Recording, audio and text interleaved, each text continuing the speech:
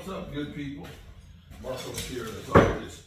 I want to say thank you all for watching, commenting, subscribing, and being part of the Joe Boo Sports Report.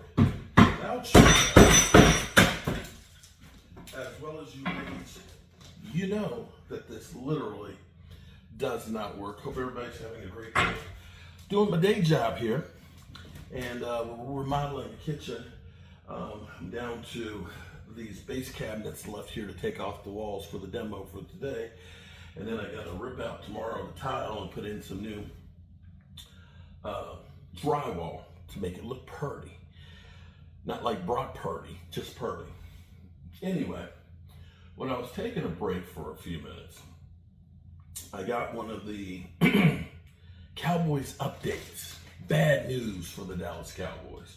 The Dallas Cowboys, after the schedule relief, get bad news on their season. So, of course, I had to look at it. And what they were talking about, it was actually Krista Freeman.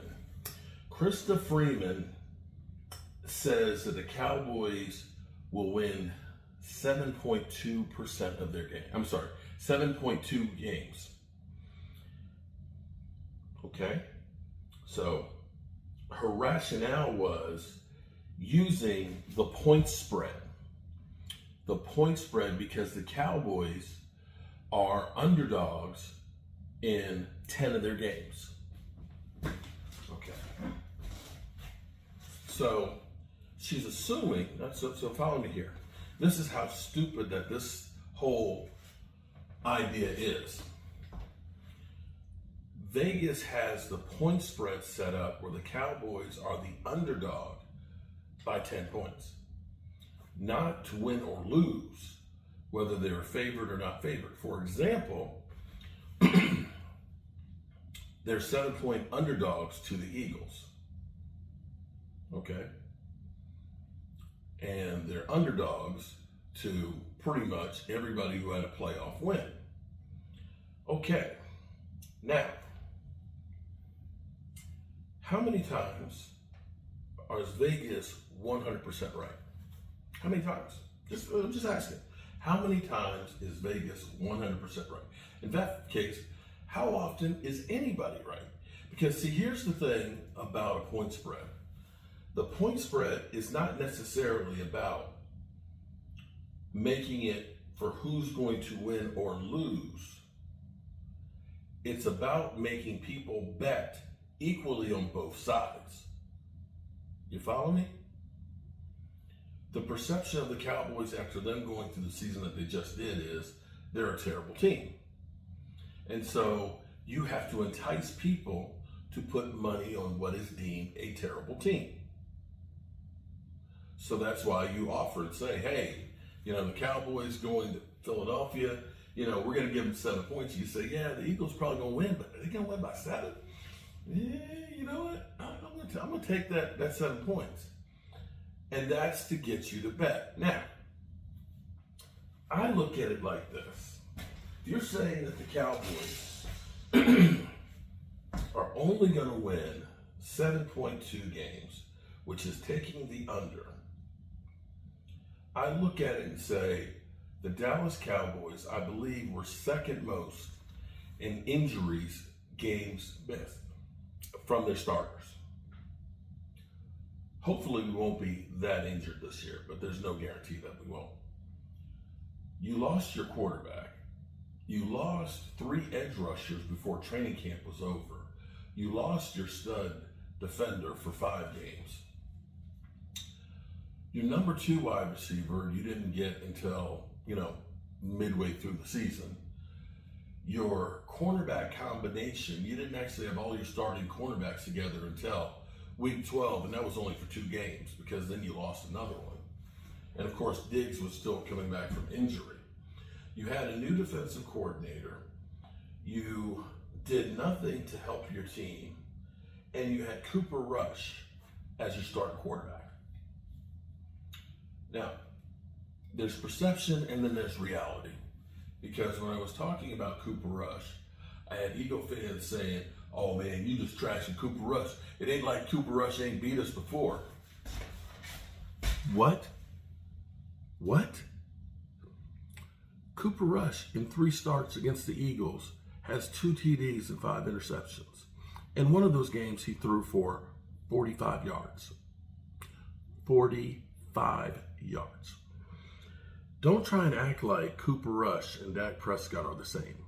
They're not the same. And for those out there that are going through and saying, oh, Cooper Rush won more games than Dak, the team won more games. The team did. They had Micah Parsons back. They decided on who the starting running back was, and they actually ran the ball more than 30 times a game, as opposed to like 10, 15, some of those games we had. Yeah. So there's a little difference. So in my mind, even with as bad as we were last year, we still won 7 games. Mind you, we had a playoff team that we actually came pretty close with, which was the Baltimore Ravens.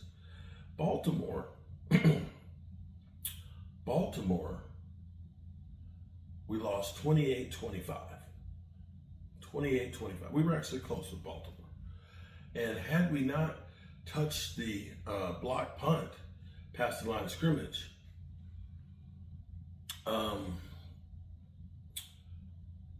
we would have had a chance to win against Cincinnati. So it was conceivable that the Cowboys could have won 9 games last year. I know that's crazy to hear. I know everybody's gonna say you're just a homer and you're full of crap, and that's fine. I don't mind. It is what it is. But to say that the Cowboys, you're just gonna go straight by what Vegas says, come on, give a little rhyme or reason here. Listen, we split with the Commanders. See, everybody's got this idea that the Commanders are gonna blow us out both times, okay? Right? Okay.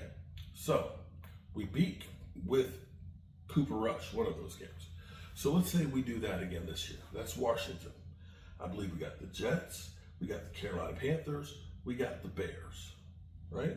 We got the Giants twice. Let's see, who else do we have?